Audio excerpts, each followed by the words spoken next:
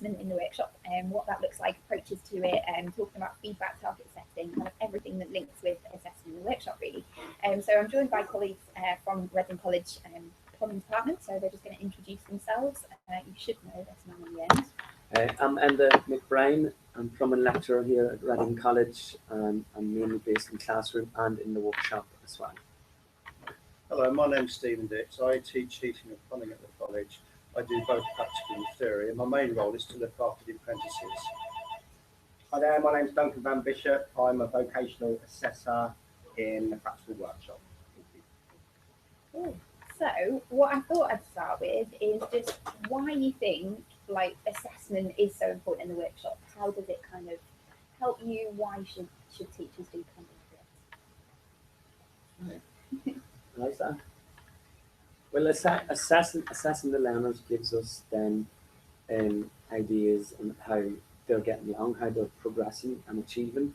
If we didn't assess and just handed out certificates at the end of 2 years, then we'd be flooding the industry with incompetent engineers and tradesmen with no. So myself, Steve and Duncan take great pride in every student that we put in the industry, because we're putting our names to them as Reading College, so they've been trained in Reading College.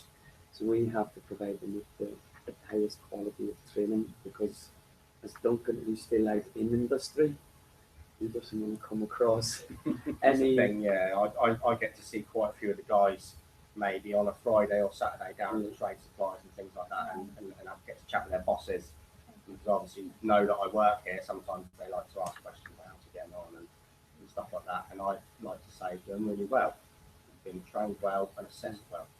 So it gives me a big boost as well to know that they're getting trained and assessed properly. So what we would always say to our students at interview stage and initial diagnostic stage is, Duncan, who's a gas safe registered installer, he will not put his name to a gas boiler if it is not 100% well, if it's not efficiency, if it's not working correctly. And the same way we won't put our name to an apprentice who is not up to our desired level that we feel. You're giving them false hope as well. You know, if you're saying that they're great and you're going to sign off quite a substantial assessment, and they're going to be chucked with meatballs.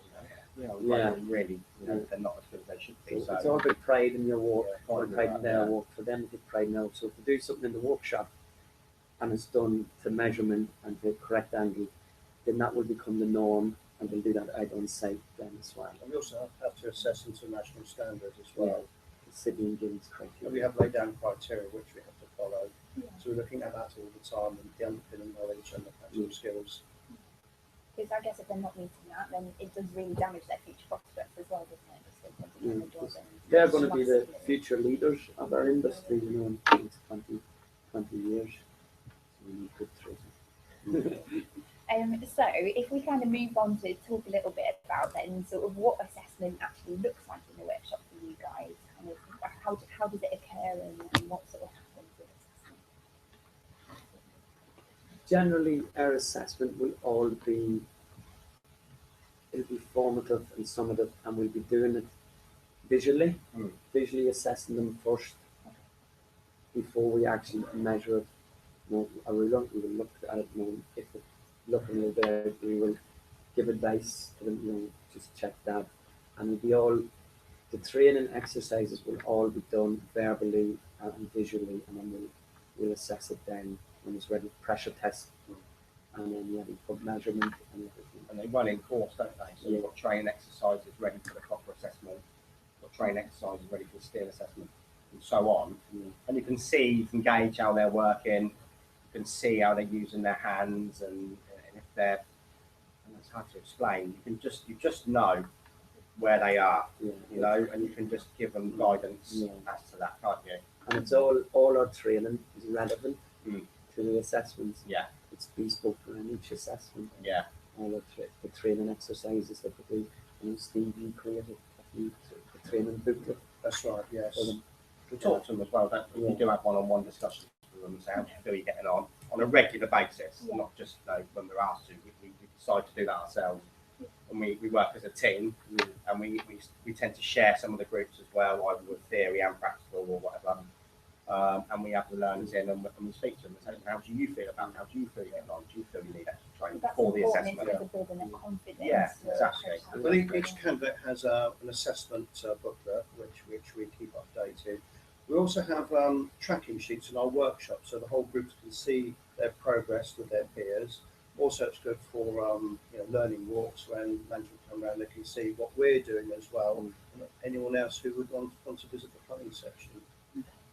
And it's also vitally important in a workshop environment that the technical knowledge is also assessed within the workshop. So if a student is looking for a material or a substance, or would you say flux or solder, we need to then know that they know why they need that. So that they're not just that they've seen Duncan use it, or they've seen the boss use it, or they've seen someone else use it. We need to know that they know why they need it. There's lots of engineers out there on site at the moment that have not been to college, not got NVQs, and they tend to work a lot on building sites, and they'll put the pipe work in, lovely, great, they'll carcass the pipe work and put it all to where it's got to go, but ask them how it works, and they don't know. Yeah. They've just been brought up first fixes on a building site. Which is vital, I guess, if there's any problems, because if Yeah, they don't exactly. understand sort of the workings of it, then they And these can't companies have apprentices, and that's how they train their apprentices.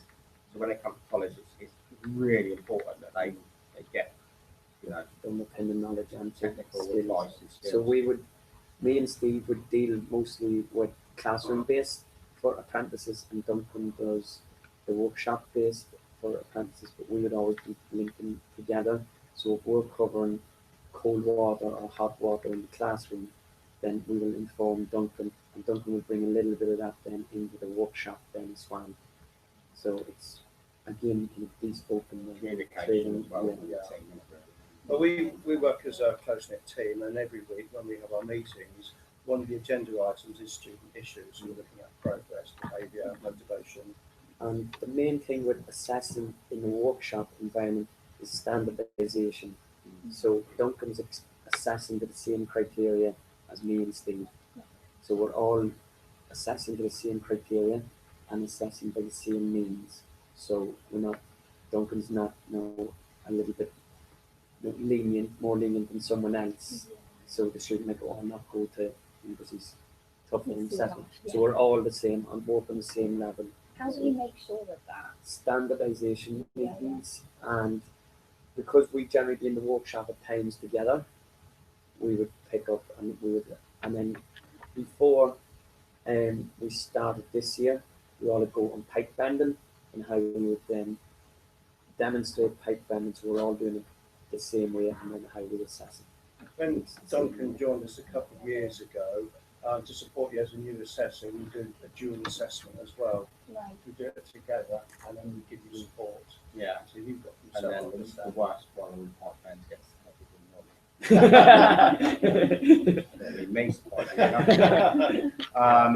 but yeah, so we're constantly meeting. My Monday mornings are our meeting time with chat. Sometimes, if I've been training a group ready for assessment, Enda or Steve will assess that guy, and vice versa. So they're not thinking, well, Duncan's been training me all year, he's going to be a bit like, well, that's all right, no problem. We don't do that. We mix and match. They don't know what's coming their way. Steve might walk in there and like, oh, Duncan's not assessing me. Just because I've been training them all year doesn't mean that's so. Whereas impartial, isn't it? Yeah. Impartial assessment. Yeah. So And I guess that's important in the workplace if they've got kind of their boss just coming in to sort of check what they're doing and assess Yeah. and it's kind of getting them used to kind of- Yes. Because not just the boss and be the customer or the Foreman. foreman He's coming. not performing Yeah. for them punches. The boss might say that's Yeah. So it's really One of the action plans from our external verifier was about giving feedback. So we looked at that last year.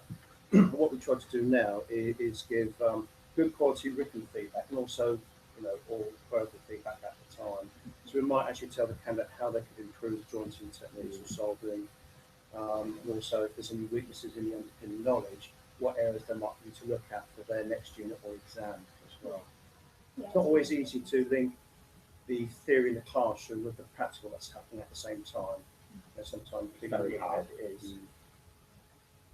So yeah, feedback is really important to It's give. really, So if you're given feedback to a learner who kind of has come to an assessment and hasn't met all of the sort of criteria the first time round, how do you deal with that situation, and what do you do for that student if it's not quite necessarily looking for? We'll give the right feedback as to identify the areas. identify the weaker areas, and then we'll offer support on those areas. So it could be So- one-to-one tuition, Yeah, and then once we've provided one-to-one tuition, we can even then buddy them up with a stronger student. we get them to do a similar assessment in a smaller way. Yeah, You know, like just a miniature assessment of the assessment. Yeah, You know what I mean? Yeah. And once they're confident with that, we have give them another go. last week you referred your student members being back in the assessment back to the textbook.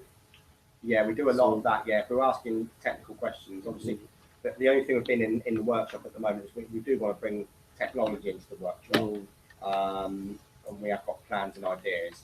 It's very hard. We're not keen on mobile phones being used in the workshop and things like that because things can get broken, Yeah. and students more so than often aren't on the right side that they're supposed to be on. They're just messing around. So we actually have a no mobile phone policy, but they have a great up-to-date Sitting Guilds textbook, and they have to refer to that. Or they can go off at any point to a classroom or go and use a computer. You know, we're not holding them in there. You know, they can go and use technology elsewhere, but you know, it's hard to say we'll get your tablet out and do this. You know, we get them to write it down, encourage them to look in their textbook because I'm a bit old school really. I like some of them don't even, you know, the way around the textbook, which is when you're out on site, everything is in book still. Yeah. You know, gas safe regulations, there's so many of them that I've got hold that big in the van, I'm always referring to. So I'm trying to embed that into them as well. But- Yeah, so if they can't answer the question, we know where the answer is, and they've got a book. Well, we ask questions from the workbook. We know the answers are in there. We know for a fact that they've got to find that, or they can go off somewhere and Google it or whatever. Yeah, with some assessments, if the student hasn't met all the criteria, then we'll obviously set a date for them to repeat that whole process. Or maybe just part of the skill, it could be a soldering activity that's not up to standard, so we'll ask them to just repeat that small part. You also have to think about time and money as well. Yeah. Yeah. We were talking before the hangout just about sort of the different levels of students that you've got in the workshop, and just how you manage that and sort of facilitate that. I don't know if you can kind of talk about that. What it's like having the different levels in So we would have level one full timers and level 2 full time students, so who are not in industry, and then we have level 2 apprentices, year 1 and 2, and then we also have industrial commercial students. So there is a very big span. We try to have the level 2 year 2 apprentices in the workshop along with the level 1 full timers, so they can see that's their aspiration. That's what they have to work towards. So that's what they're looking at, and then the work they're producing and their professional appearance and the quality of work they're producing, so they can actually see that, and then that's what we have also said, yes, this is what you have to be aiming for. Yeah. Cool. I think the only other thing that I was going to sort of ask about and check about was just your target setting. So once they've received feedback, what does the target setting look like? Do they write it down? Do you write it down? Where's it sort of recordable, logged, if they know they need to go away and work on something? It will be logged in their training manual, so in their practical manuals, and that will be done one-to-one with the target setting. So don't usually sit down, provide target setting. Target setting would be generally if there was, say, a little area of the assessment the student needs to develop and to progress on, that would be part of the target. But mainly the target setting then would be looking towards the next assessment and what they need to do and how they need to prepare themselves and what training they require for the next assessment. Yeah. And also this year, we're trying to use Promontory more effectively, so giving certain targets and exam dates in there. Some candidates that fall behind, we offer them catch-up days, that could be during a half term, or through drop-in sessions. So we're trying that this year to try and get the students to achieve their goals. And that's worked quite well this year. It has, Yeah. yeah. So dropping in and saying that we've got a little bit of a gap now in our timetable, coming from the workshop and sort of and stuff on. And And also some learners, they're exempt from functional skills or GCSEs, so we allow them to drop into the workshop and they can get ahead of themselves. Yeah, Which is I great. can say that, yeah. Yeah. You know, we don't want to hold them back, so let's progress them. That's important. One thing that just occurred to me that we're also talking about was this kind of planning the assessment as well and deciding when learners were ready. Mm. And what sort of tips would you give to sort of new teachers if they're doing that in the workshop? How do you- With the main assessment, if you've got any major, and I'm trying to categorise assessments here because it's really hard what we do. So many assessments going on. I always fall back on the big bathroom assessment. Try and suss out the learners that that feel confident in themselves, get them to prove that, and then put those guys in for the stronger assessments, more complex assessments first, and then spend more time with the So less the industry confident. knowledge. Yeah. So we would speak with the students, see who is actually installing bathrooms and cylinders and cold water tanks out on site. And then if they're doing it out on site, they're going to be more confident. So then we do a little bit of training with them, do a little bit of speed, check their underpinning knowledge and check the pipework skills, and then we put them in for exam. But with every assessment we would do, we'd always try and relate, especially with the apprentices, relate it to industry and relate it back to their workplace. And same with the classroom teaching, it's always to relate back to work. When we do individual tutorials with the students, like one-to-ones, we also try to discuss their prior knowledge. And sometimes we have a great relationship with some of the employers, so we can talk to them as well and find out what activities they're doing in the workplace, and that really helps. Yeah. I suppose they might give you feedback about how they're getting on with those as well. Yeah. Or areas I think to sort of answer your question, if we have work-based learners, we're also looking at their work experience on site.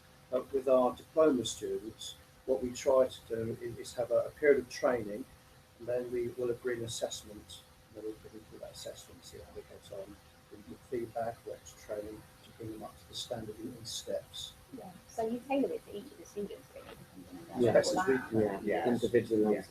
Okay. You mentioned the bathroom assessment. Do you want to tell us a little bit more just about how you've improved that over the last couple of years and sort of make it so effective? Well, yeah, well, the bathrooms are now simulating an actual domestic dwelling. So there's roof tanks, there's a makeshift loft area, there's a bathroom hot water cylinder cupboard, and a full-size bathroom with radiator, working basin and radiators, and everything runs and works just like it would do in a customer's house. And also the guys are required after the assessment to make good any holes they've made. They've got to fill and paint like you would do if you were in a customer's house. You're not just chucking in a bathroom and then getting assessed and off you go, that's your lot. It has to be stripped down, everything has to be made good and painted, and it has to look exactly like it would do if you were getting paid for that job. So yeah, and that's come on a long way in the workshop because we didn't have that before. We've got 4 working domestic bays. Yeah. The teachers kind of looking ahead to recruiting for their courses next year, you kind of talked about the really robust assessment procedures that you've got for getting the right students on the right course. Yes. Do you want to talk a little bit about that? Is your building still? Sort of those initial. Right, yes. It looks like we're going to be interviewing very soon. So as the inquiries come in, we draw up a group list. What we start off with is it's the BPET, it's British Plumbing Engineering Council, and it's a mixture of arithmetic, mathematical, or comprehension questions. And I think for apprentices, we're looking for about a benchmark pass rate of 70%. Okay, so we look at these results, and then we invite them back for a face-to-face interview. And what we've been doing also is asking them to produce a personal statement, also at the same time bringing in any previous reports from the school or CV, and it gives us something to work with, as well as asking personal questions and what the background is and what they're doing at work. Helps us to form an opinion. Yeah, what are your top tips for kind of interviewing students, just really getting to know whether they're the right person for the course or not? You've got We ask them a little Good bit about question what to they ask. know about Yeah. plumbing, don't we? Yeah. What do you tell us a little bit about what you know, even if it's just it involved pipes? Yeah. And You know, why you would need a plumber, because we'd last year not only people on the course with no interest in plumbing, didn't want to do plumbing, but we're on level 2 full-time course and level 1 courses.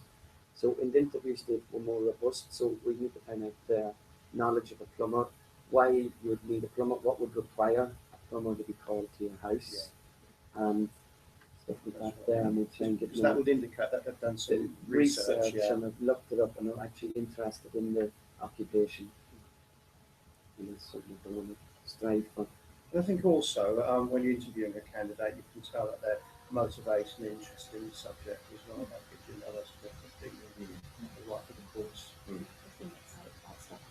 Yes, You yes. can tell, can't you?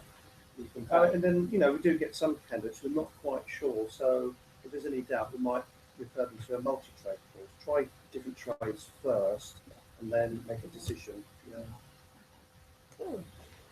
So thank you very much. Thank you guys for doing us through that. If you are based at Reading or indeed at Activate Learning, then you can see these guys in the kind of workshop and pop down and see what they're doing. We are hoping to produce sort of a set of videos with them, but we'll announce that as and when they're arranged. So thanks very much.